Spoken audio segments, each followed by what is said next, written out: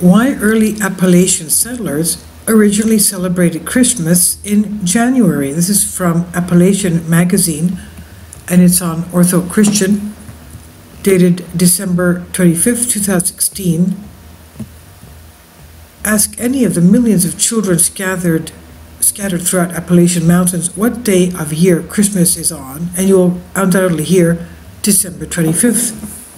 Everyone from North Alabama to Katadin Summit in Maine knows that it is on this date that Santa Claus comes to town.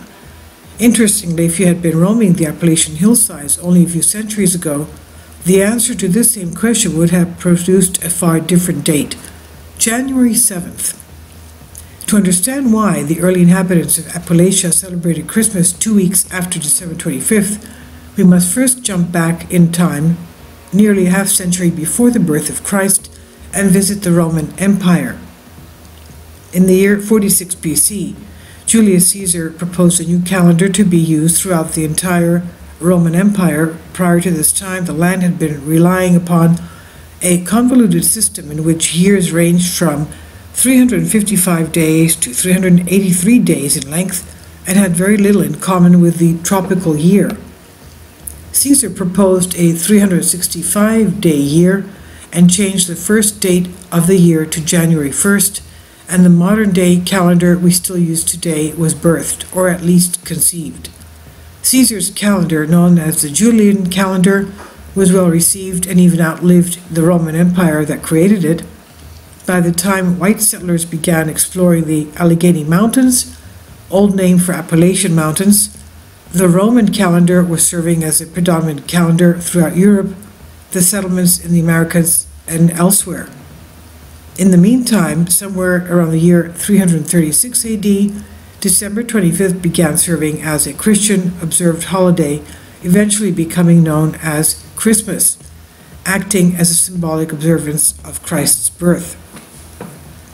Unfortunately for the Julian calendar, its flaws became so problematic that by the late 1500s, Roman Catholic Pope Gregory XIII felt that it was time to modify leap years and get things back on track with the astronomical calendar. This was primarily done so that the Easter holiday would be restored to the time of year in which it was celebrated when first introduced by the early church. Gregory's revisions, which removed 10 days from the calendar, was accepted by Spain, Portugal, France, and Italy on October 15, 1582, the date that succeeded October 4th, 1582. In the centuries ahead, one by one, the nations of Europe followed suit, even Protestant Great Britain and her American colonies in 1752.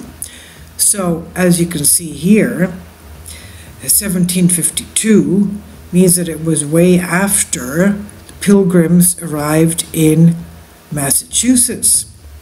It was way after the first Thanksgiving.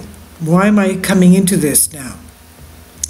Because as we have just finished the fast for Christmas, that means that Christmas was obviously practiced January 7th, which means that 40 days previous to that, it would have been the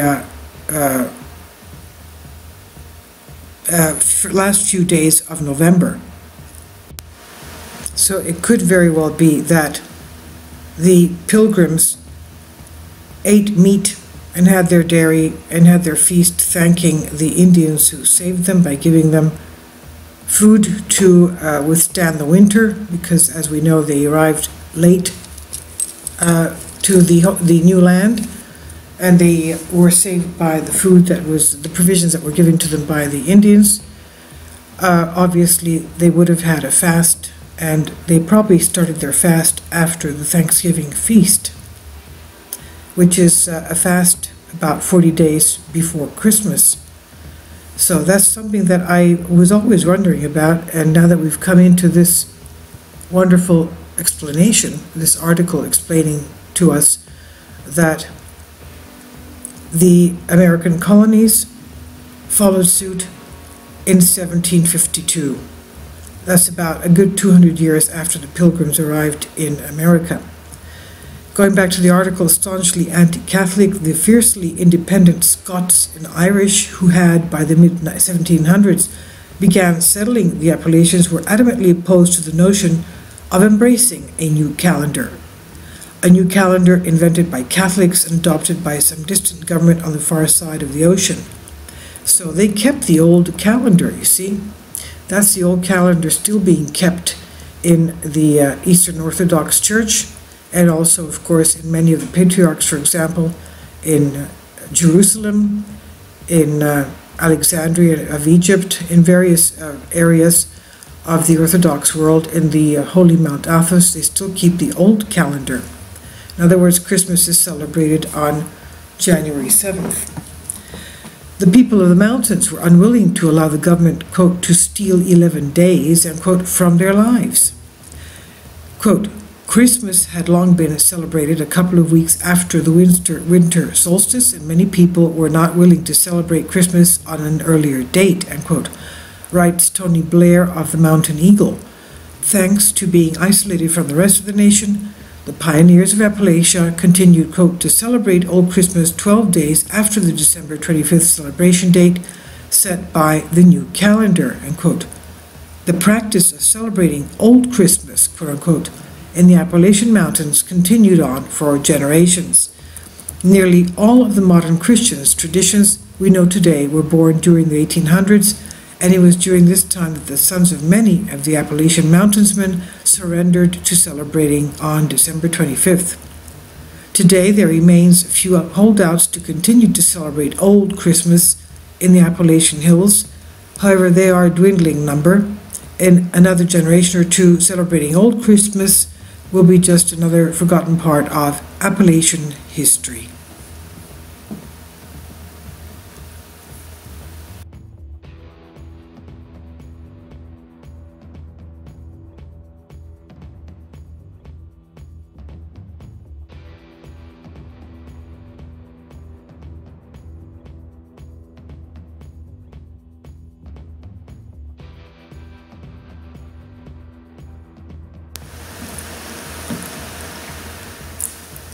If you'd like to join me on my Patreon account, you will hear content not covered by mainstream media.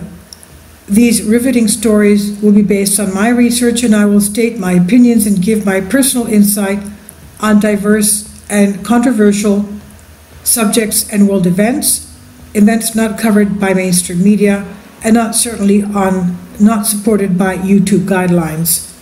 So whatever I have on my Patreon, most of those will not be on my YouTube channel. Please consider becoming a member today.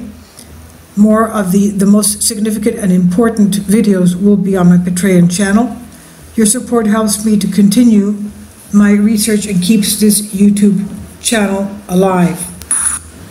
And we depend on your support, your generous charity, because we help economically challenged families here in Athens, Greece, in Kapota, and we also help the young generation with university tuition and the community around our church. Thank you.